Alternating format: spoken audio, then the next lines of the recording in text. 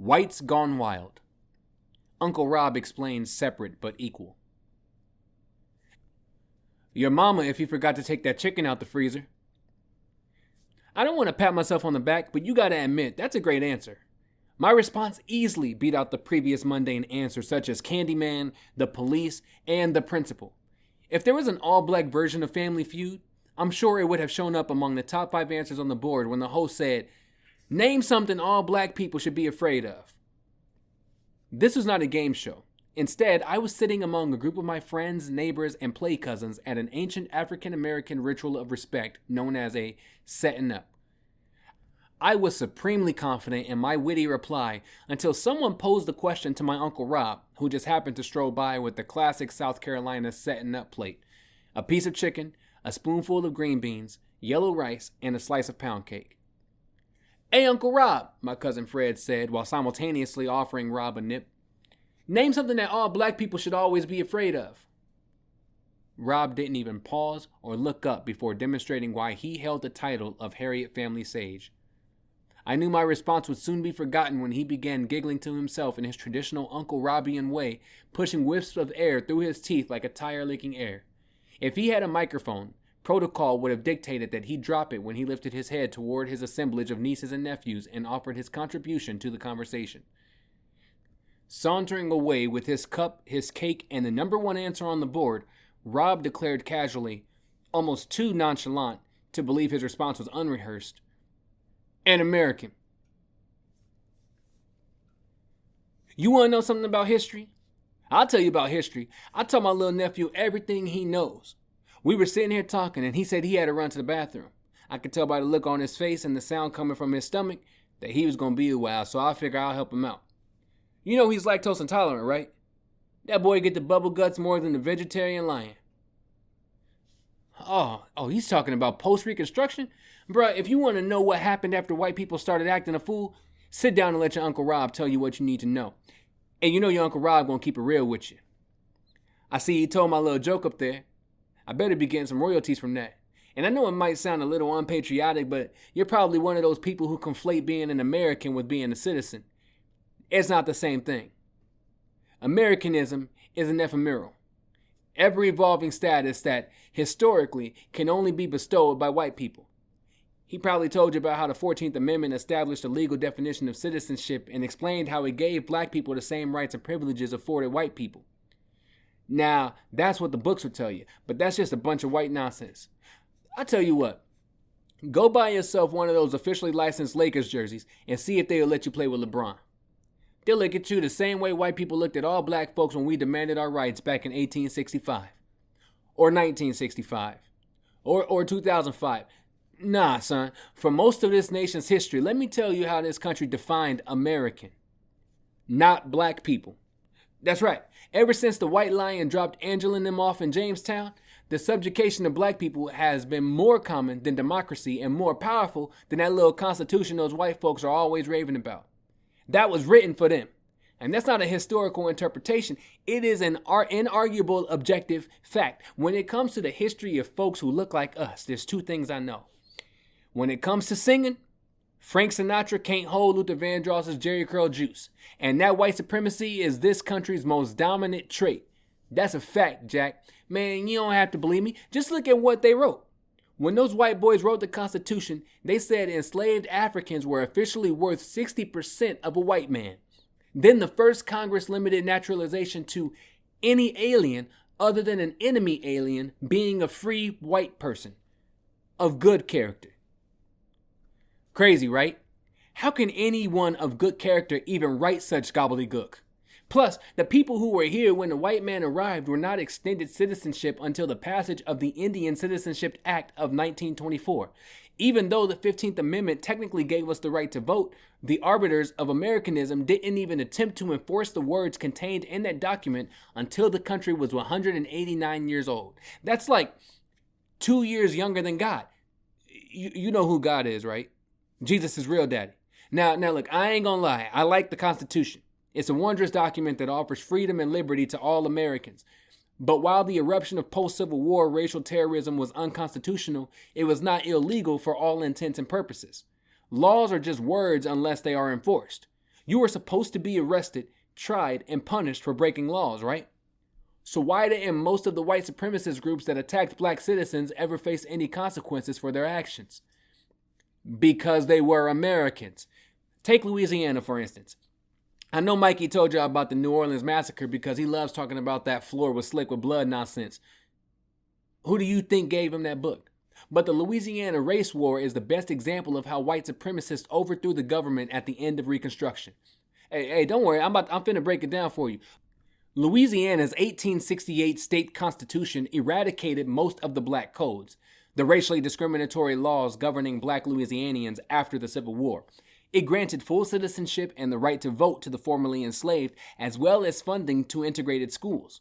It's not like white people suddenly started believing in democracy, freedom, or stuff white people yell about when they're about to do something foul. It's just that once slavery was over, Louisiana suddenly had a majority black electorate. According to the 1870 census, 364,210 free colored lived in the Bayou State compared to 362,065 whites. Something had to be done. That something was the pandemic of racist rampages unleashed by Louisiana's white population during Reconstruction. To dam the bloodshed, Congress passed the Enforcement Act of 1870, but it didn't work. In 1871, they passed a second Enforcement Act that sent federal monitors to oversee all Southern elections. But white folks didn't pay it no never mind. Congress tried again later that year. This time, they just outright called it the Ku Klux Klan Act and outlawed stuff like wearing masks in public, using guns to intimidate voters, and police participating in lynch mobs, all of which should have already made law. But the most significant provision in the Third Enforcement Act gave the president the right to suspend habeas corpus, the right to be detained without a trial, and to use federal troops to suppress an insurrection. Union troops had already left many of the southern states after the Civil War, but after this passed, they had to return to stop white folks from killing black people. Man, the changes to the racial hierarchy burned white folks like they were frying bacon with no shirt on. The notion of the army protecting free, voting, politically empowered black folks who the white folks used to own radicalized pro-white paramilitary insurgent groups like the Knights of the White Camellia, the Redeemers, and, the most unoriginal of them all, the White Man's League, who used violence, terror, and racism to overthrow the government long before the Proud Boys hopped on the insurrectionist bandwagon. And these were not the regular angry white folks like you read about at CPAC. Nah, these were organized military units composed of thousands of former Confederates and ordinary white men who frame their swords and eat supper. Trust me, you don't want to mess with the white folks who eat supper. And unlike the Ku Klux Klansmen, the members of Louisiana's domestic terror cells didn't wear disguises. They wanted the freedmen to know they were the local politicians, bankers, police, and clergy that lived among them every day. On July 5th, 1874, all the men's lodges in New Orleans issued a call for volunteers and raised about 1,500 men for the Crescent City White League. Throughout the summer, they drilled, purchased munitions, and prepared for war. With officers embedded in the police department, they disarmed black citizens and used media allies to perpetuate the fear of Negro domination. By the time they declared war on 3,600 police officers and state militiamen on September 14, 1874, the White League's forces had grown to 5,000. And they went wilder than folks at a Black Friday sale at Walmart. Federal troops eventually interceded and put down the insurrection, but the White League had made their point. The pro-white Democrats essentially set up their own alternative white supremacist legislature in a fraternity house in New Orleans. Run by alt-white Governor John McNeary and Lieutenant Governor Davidson B. Penn, the rump government collected taxes, passed laws, and controlled the state of Louisiana. At the same time, the constitutionally elected Republican officials only regulated a small part of New Orleans until 1877. To commemorate the event, the 14th of September Monument Association and a pro-Confederate women's group erected the Battle of Liberty Place Monument, a 35-foot obelisk with an inscription that read, McHenry and Penn, having been elected governor and lieutenant governor by the white people, were duly installed by this overthrow of carpetbag government, ousting the usurpers, Governor Kellogg, white, and Lieutenant Governor Antoine, colored. United States troops took over the state government and reinstated the usurpers, but the national election of November 1876 recognized white supremacy in the South and gave us our state. I hate to say I told you so, But white supremacy was so intertwined with Americanism that they etched it in stone. Now that troops were back in the South, how are white people going to assert their social and political dominance? Luckily, the high-faulting white people in the North had already solved that problem. While they looked down on the former Confederate states as racist savages, they provided the South with a template for white supremacy. Like the Bible says in Ephesians, the only thing more racist than a Southern white supremacist is a Northerner who thinks they're racism free. White supremacy was never a Southern thing. It is an American thing. Long before it was called Jim Crow, the white citizens of the northern United States had established a de facto system of segregation that was, in many ways, more odious than the deep-fried racism in the South. The northern form of American apartheid had less to do with property rights, economics, or fear of a black rule. It existed because whites sincerely believed they were more human than their black counterparts. Pennsylvania disenfranchised the black voters in 1839 after initially allowing free black men to vote. The Union Army was divided into racial companies. Train companies in Boston, New York, and Michigan had racially segregated cars decades before the Civil War. In 1841, a young abolitionist showed out so bad about segregation policy that it took 6 men to oust him from the train. In dragging me out, on this occasion, it must have cost the company $25 or $30, wrote the young abolitionist named Frederick Douglass, for I tore up the seats and all. This legacy did not disappear overnight. In the meantime, the country tried one last thing to suppress the angry white mobs. In 1875, Congress passed the coincidentally named Civil Rights Act of 1875.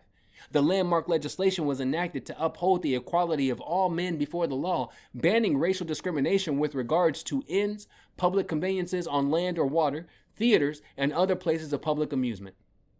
Although the act was a reaffirmation of the 14th and 15th Amendments, there was one problem with the Civil Rights Act.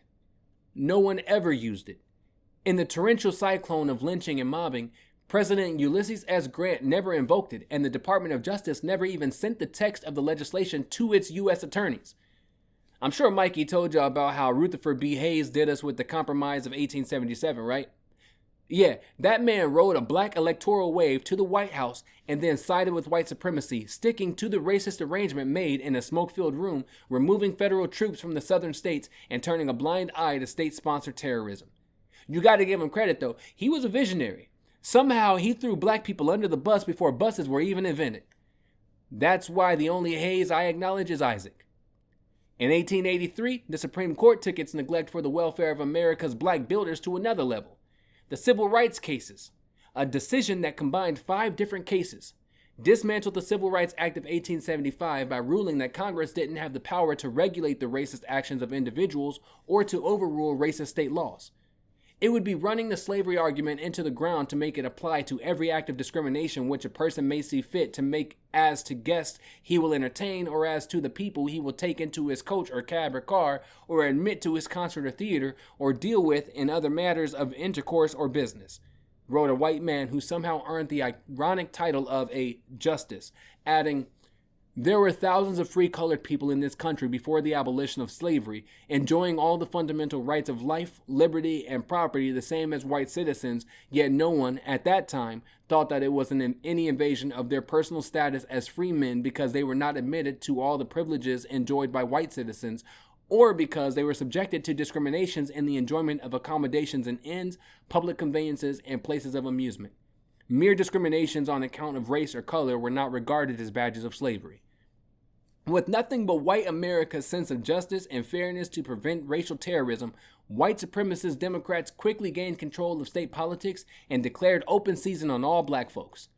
But Louisiana's racial reality was more complex than that of other states in the former Confederacy. Before the Civil War, many free people of color already attended integrated schools, and many were more educated than the lower classes of white citizens in the Big Easy. Take my light-skinned homeboy, Louis Martinet. For instance, by 1890, Martinet, an Afro-Creole man, had already earned his law degree, served in the Louisiana House of Representatives, opened a newspaper called The Crusader, and was studying to become a doctor. Martinet hung out with his Creole homeboy Radolph Desdunes, who by comparison made Martinet look like he needed to do more with his life. Desdunes was a bilingual historian and poet who wrote in French, taught school, wrote in English for the Crusader, opened a school for black children, served as a militiaman, and fought in the Battle of Liberty Place while running his own plantation. I'm not trying to start no mess, but these dudes were real superheroes. Bruce Wayne and Tony Stark could never. These two were prominent in making the Big Easy become the cradle of the precursor to the civil rights movement, partly because everyone noticed that white people were about to start white peopling.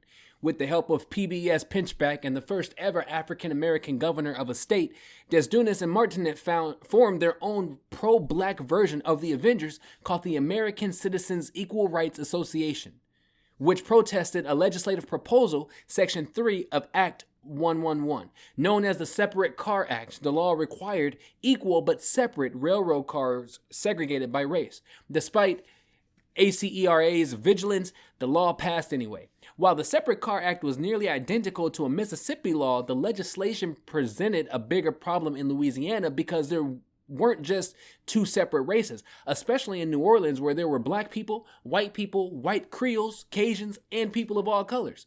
Martinet and Desdunes and 16 other men from the Afro-Creole community came together to form the Comité des Citoyens, the Citizens Committee, to test the constitutionality of the Separate Car Act and hired Albion Torrigi, a white attorney from upstate New York.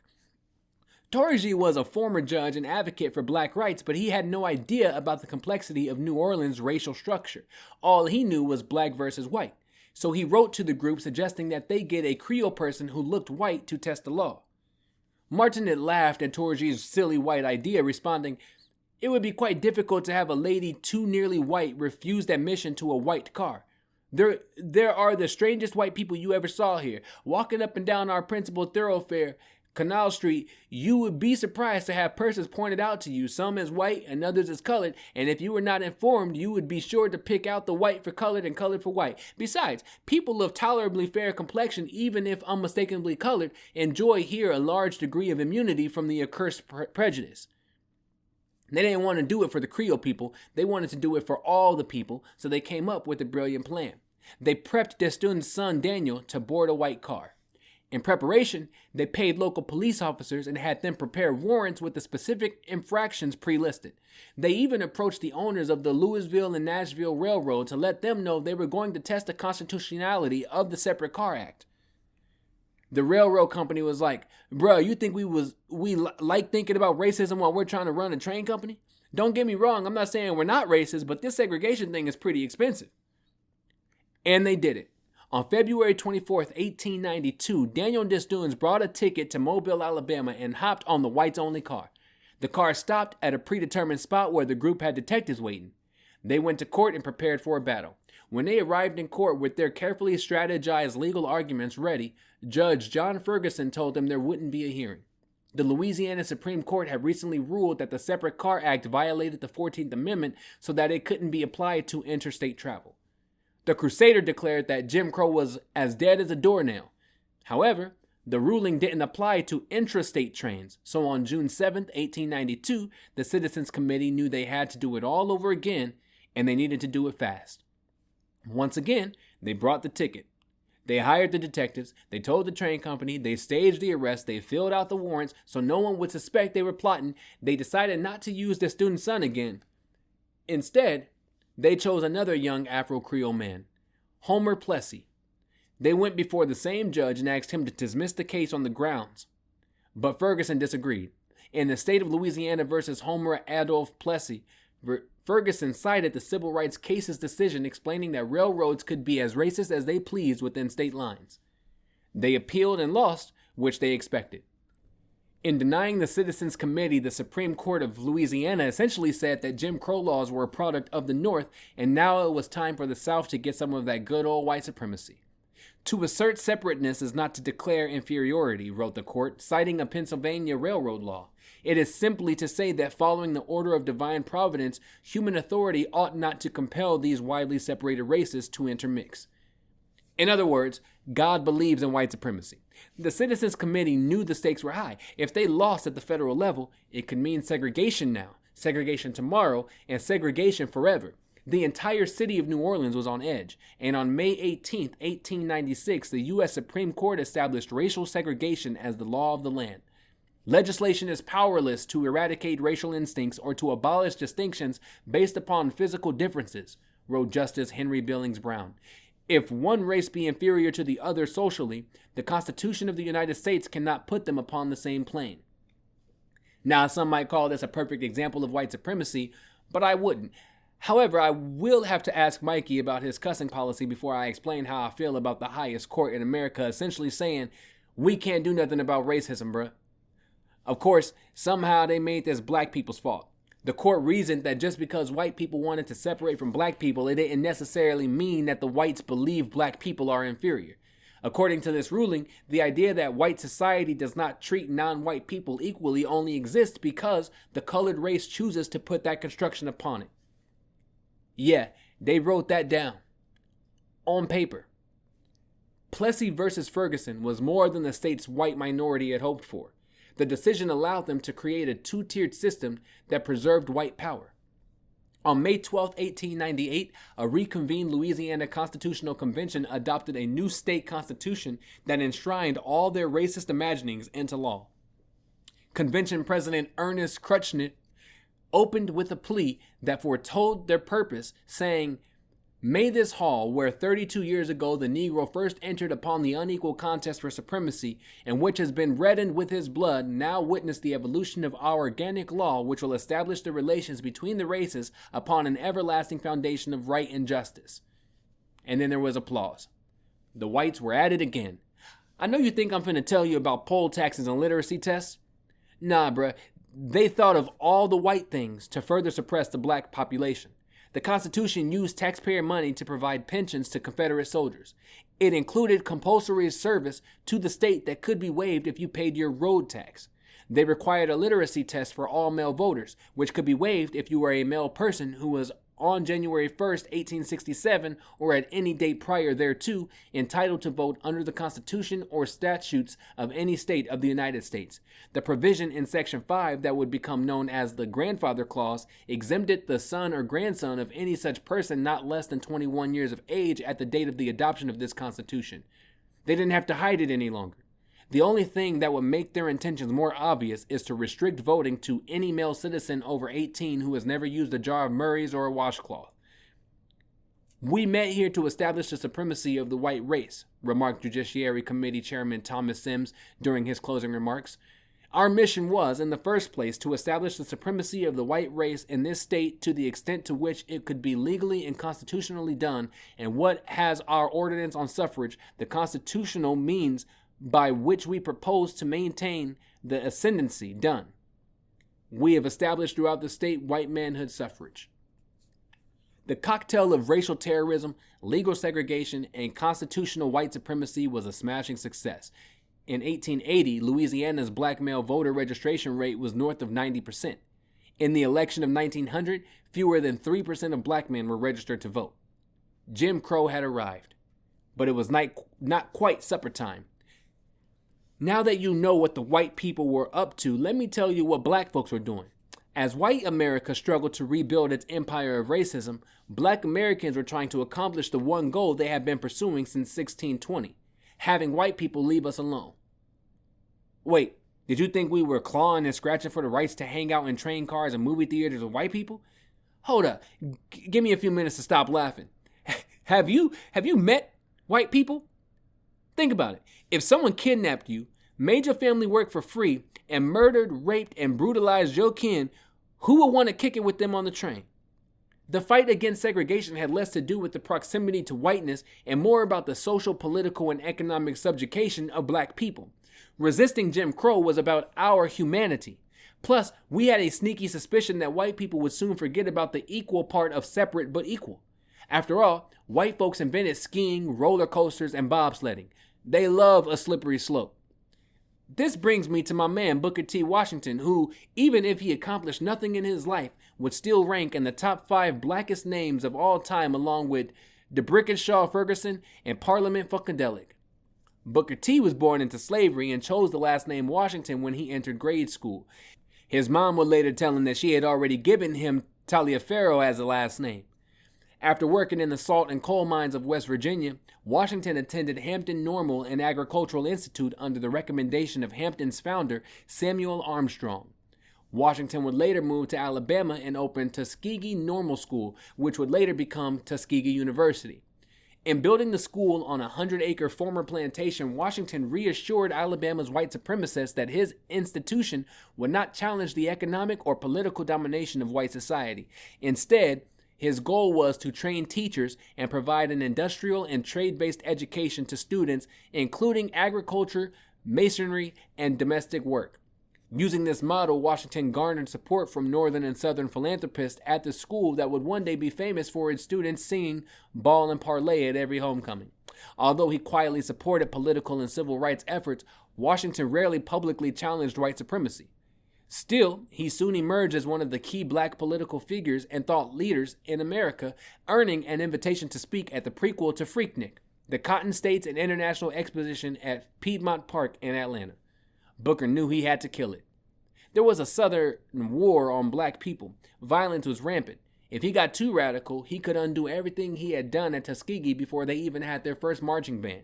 If he was too soft, he could lose credibility among his peers. Also, it was entirely possible that white people might just get mad and kill him if he said the wrong thing. Stuck in between a rock and a white place, Washington gave a speech that would later become known as the Atlanta Compromise, which was essentially his plan to get white people to leave us alone. Washington began the speech with a story about a ship lost at sea whose crew is dying of thirst. When they spot an oncoming vessel and beg for water, the other ship's crew repeatedly tell them to cast down your bucket where you are. Of course, the crew knows they can't drink ocean water, so they keep begging. Finally, the unthirsty boat convinces the lost sailors to cast down their buckets and drink some of the water. It turns out they were in the Amazon and not the ocean the whole time. I know you're thinking that America ain't no sparkling river, but this was Washington's way of explaining that instead of fighting so hard for political equality, the relatively new freedmen should cast their metaphorical buckets down in trade, farming, and hard work. Our greatest danger is that in the great leap from slavery to freedom, we may overlook the fact that the masses of us are to live by the productions of our hands and fail to keep in our mind that we shall prosper as we learn to dignify and glorify common labor. It is at the bottom of life we should begin and not the top, Washington explained. Essentially, the educator proposed that black people would chill out on the trying to be equal stuff if white people just left us alone. In exchange for the gracious allowance of our existence, black people wouldn't ask for the right to vote, nor would they seek education beyond vocational training. The speech was seen by many as a total capitulation to white supremacy, as if white people haven't whited since the day the Jamestown settlers demanded that the Powhatans enroll the colonizers in their free lunch program. Because white people have always believed there is one Negro leader who speaks for all black people, Washington soon became a favorite of the white establishment who favored blacks who knew their place. He met with Presidents Theodore Roosevelt and William Howard Taft, who both cared for black people as much as black people cared for the inventor of the noose. Many working class and middle class black people admired Booker T. Washington's conservatism, but the intellectual class and the black elite who didn't live in the South vociferously disagreed with him. That said, though he played the part, Washington secretly provided financial and political support for more radical desegregation and civil rights efforts. Perhaps one of his biggest critics was W.E.B. Du Bois. Has Mikey mentioned him? I'm just kidding. I know nephew loves him some Du Bois. Initially, Du Bois told his counterpart that his Atlanta speech was a phenomenal success and a word fitly spoken, but as time passed, Washington and Du Bois would throw subtle shade at each other about this intellectual impasse for years. The beef, essentially boiled down to the fact that Booker T. Washington believed equality would come after black folks gradually proved our worth through hard work and accommodating white rule. In his view, the highbrow thoughts of classical education and equal rights were folly if we hadn't established ourselves as real Americans. Until then, in all things that are purely social, we can be as separate as the fingers, yet one as the hand in all things essential to mutual progress. Du Bois, on the other hand, believed that education and equality went hand in hand, arguing that a talented tenth of educated black elite would forge the path to Negro freedom if only the opportunity were allowed. We have no right to sit silently by while the inevitable seeds are sown for a harvest of disaster to our children, black and white, Du Bois wrote in the diss track, of Booker T. Washington and others in the seminal mixtape, The Souls of Black Folk. Washington's program practically accepts the alleged inferiority of the Negro races. This beef was bigger than Jay-Z versus Nas, shadier than Michael Jackson versus Prince, more contentious than Sugar versus Salt and Grits. Washington usually silenced his critics by smearing them in newspapers, but all the elite Negroes loved Du Bois. He was light-skinned, had good hair, and went to Harvard. Plus, he wrote, Mr. Washington distinctly asks that black people give up, at least for the present, 3 things. First, political power. Second, insistence on civil rights. Third, higher education of Negro youth. And concentrate all their energies on industrial education, the accumulation of wealth, and the conciliation of the South. This policy has been courageously and insistently advocated for over 15 years and has been triumphant for perhaps 10 years. As a result of this tender of the palm branch, what has been the return? In these years, there have occurred the disenfranchisement of the Negro, the legal creation of a distinct status of civil inferiority for the Negro, and the steady withdrawal of aid from institutions for the higher training of the Negro. These movements are not, to be sure, direct results of Mr. Washington's teachings, but his propaganda has, without a shadow of doubt, helped their speedier accomplishment. Oh, snap! Did he just say Washington was helping white people? At the heart of the dispute between these two historical giants lies the question of black liberation. How do we get free? It is easy for a man like Du Bois, who grew up in an integrated community and studied all over the world, to criticize the tactics of millions of people like Washington, whose lives in the Deep South dangled at the end of a white man's whims on a daily basis. Booker T. Washington was a literal slave. For him and most black Americans, the small amount of liberty and freedom afforded to black people was abundantly better than being enslaved. Still, I can't think of a single incident where liberty has been achieved through gradual means, nor can I point to a single example of white people saying, you know what, I think I'm going to stop oppressing you. Perhaps the first step toward liberation begins with the dismantling of the idea that freedom is something that white people can give someone. Just saying. In 1901, President Theodore Roosevelt invited Washington to the White House for dinner, which incensed many Caucasian Americans because, I'm going to go with the racism thing. Prior to Roosevelt's invitation, African Americans have visited the White House numerous times and even slept there. Sojourner Truth, Frederick Douglass, and many other people who switched to high viscosity lotion in the winter had visited, dined, and even slept on the presidential residence before. But, for whatever reason, Booker T. Washington eating dinner with the king of the whites infuriated people. Op-ed suggested that having breakfast or lunch would have been fine, but inviting a Negro to dinner? Outrageous. The action of President Roosevelt in entertaining that nigger will necessitate our killing 1,000 niggers in the South before they will learn their place again, complained the Senator Benjamin Pitchfork Ben Tillman of South Carolina. Mississippi Governor James K. Vardaman proclaimed that the White House was now so saturated with the odor of nigger that the rats had taken refuge in the stable. Papers across the country fueled fears that it would lead to more black men raping white women because inviting a black man to eat meant Roosevelt believed there was no reason why the Anglo-Saxon may not mix Negro blood with his blood. Others, including a trending poem called Niggers in the White House, insisted that Roosevelt should just let Washington have sex with the first daughter because, as Ida B. Wells' old friends at the Memphis Scimitar wrote, any nigger who happens to have a little more than the average amount of intelligence granted by the creator of his race and cash enough to pay the tailor and the barber and the perfumer for sense enough to take away this nigger smell has a perfect right to be received by the daughter of the white man among the guests in the parlor of his home. Even black leaders criticized Washington for his respectability politics. He was telling black people in the South to submit to the racial hierarchy while availing himself of the loopholes of Jim Crow that fame afforded him. Ironically, the furor almost resulted in Washington's lynching when a strange Negro was hurt jumping off the train in Tuskegee. After the man recovered from his injuries at the Tuskegee Institute Hospital, Washington revealed that he had narrowly escaped a group of white men from Louisiana who had been sent to murder him. Even after those white boys tried to kill him, Washington continued to push his narrative that the dignity gained through hard work was the path to earning America's respect. Imagine trying to earn respect from people who don't use washcloths. It don't make no sense. Of course, W.E.B. Du Bois disagreed. His sociological research showed lack of employment opportunities, disenfranchisement, and the common ignorance of even the most well-meaning white people. They cannot understand the Negro. They cannot protect him from cheating and lynching, wrote Du Bois. If he could defend himself instead of having to depend on the chance sympathy of white citizens, how much healthier a growth of democracy the South would have. Sadly, they couldn't start a Twitter beef or a fight in a celebrity boxing match. I kind of wish they... Oh snap, Mikey's back. Okay, where was I? Oh yeah, I was talking about my Uncle Rob. He knows a lot about history, but he goes off on tangents sometimes. Please don't get him talking about separate but equal or Booker T. Washington. He will go on for hours. Anyway, when they said, name one thing all black people should be afraid of, Uncle Rob said, an American. And everybody stopped laughing at my joke like his joke was funny or deep or something. Anyway, I'm sorry if my Uncle Rob talked your ear off. He's one of those old school guys who jokes about everything.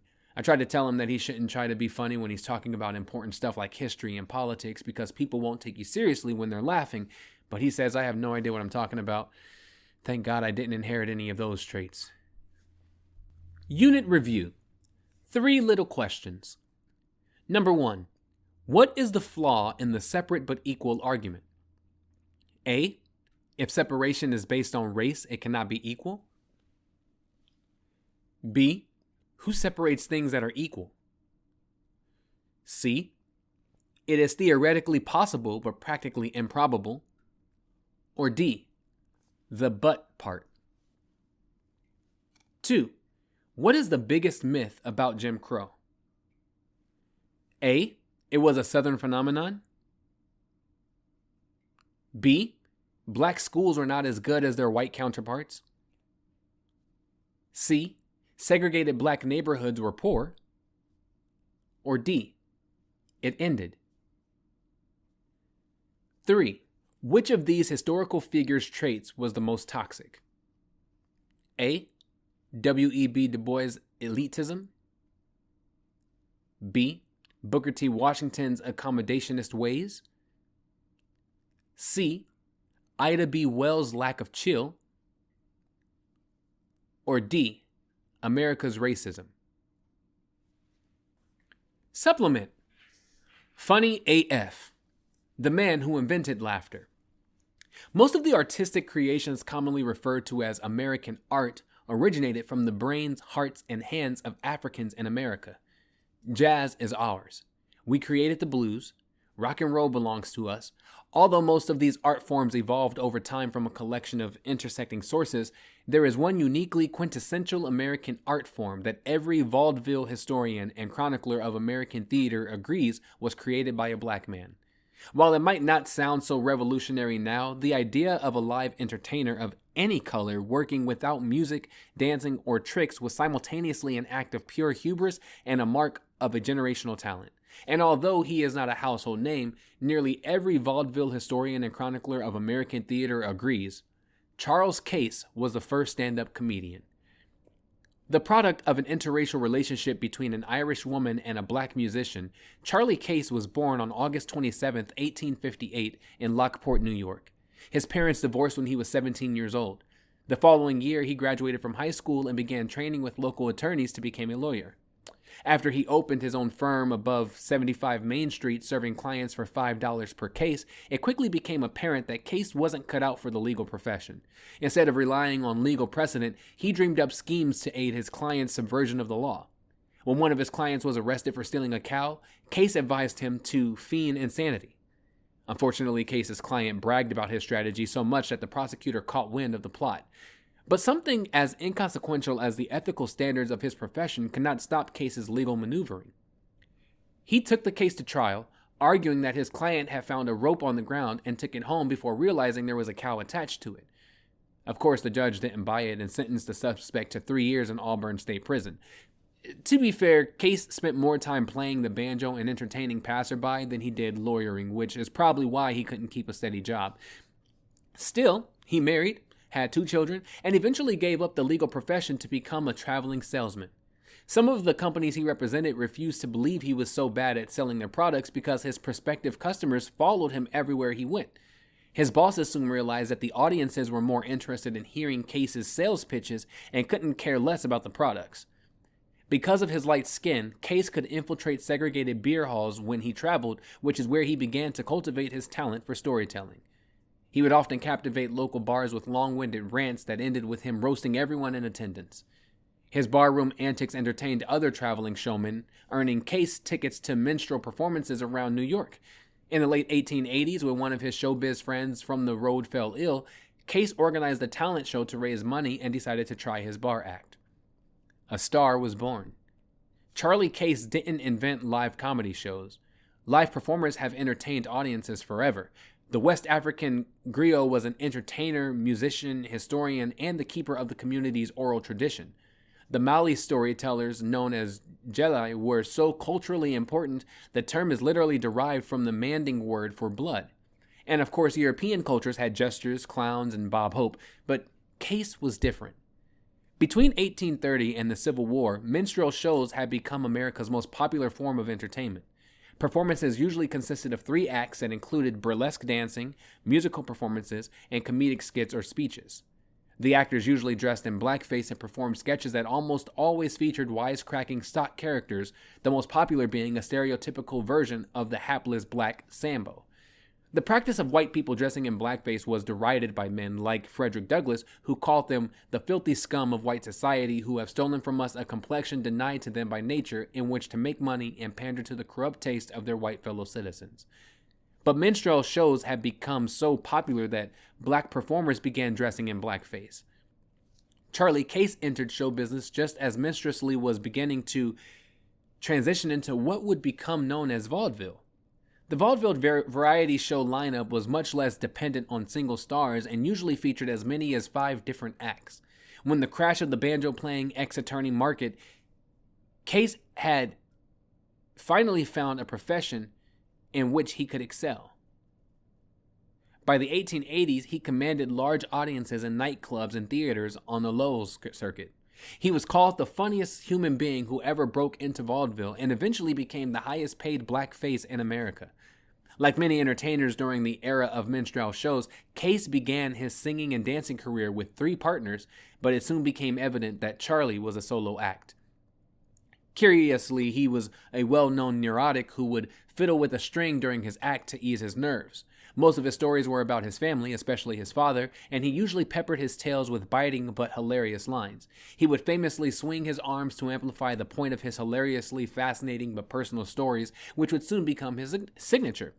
Artists who borrowed from Case would readily admit that he was the greatest master of the unexpected statement in the world. Although etymologists claim the origin of the term is unknown, vaudeville experts agree that he was the first person to call his technique a punchline. In the early 1900s, Case began having trouble. Some called it a nervous breakdown, while those close to him insisted it was because of his profession. He often revealed the reason for his neurosis to his colleagues. He hated blackface, but instead of quitting, Case changed his entire act. He stopped wearing costumes and blackface. He no longer used partners or props. Except for an occasional parody song for which he was known, he did away with all the pretenses of music and live bands. After the switch, he became known as the purest monologist of the vaudeville era. But the greatest marketers in show business didn't even know how to describe his act. Desperate for a title, they called him the man who talks about his father. He stands in one place on the stage throughout his act, wrote one astounded reviewer in 1909. Once in a while, he moves his hands, but never his feet. He meanders from story to story, each one funnier than its predecessor, and you are really wishing he would stop long enough for you to get your breath, but he just keeps right on.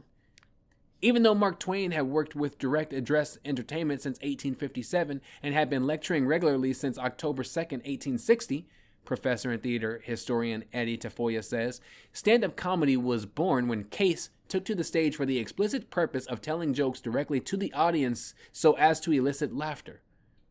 University of Calgary professor and humor researcher Dr. Robert Stebbins calls Case the first pure stand-up comic because he came on stage dressed normally with no props and just told jokes.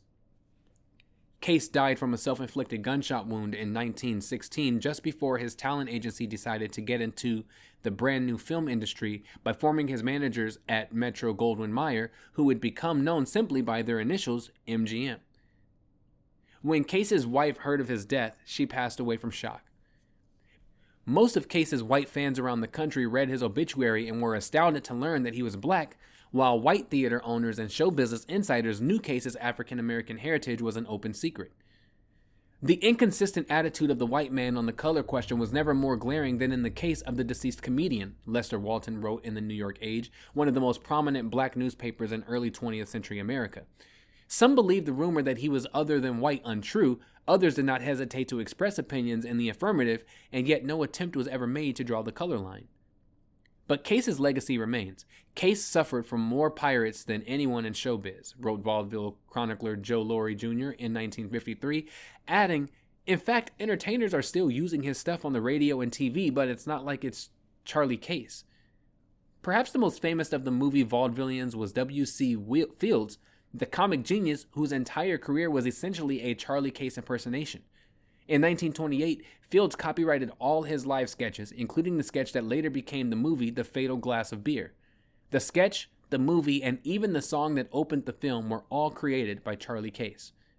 In announcing his death, the reviewer for the New York Evening World said, "If all the minutes of joy he gave to the public could be added up, it would cover hundreds of gladsome years."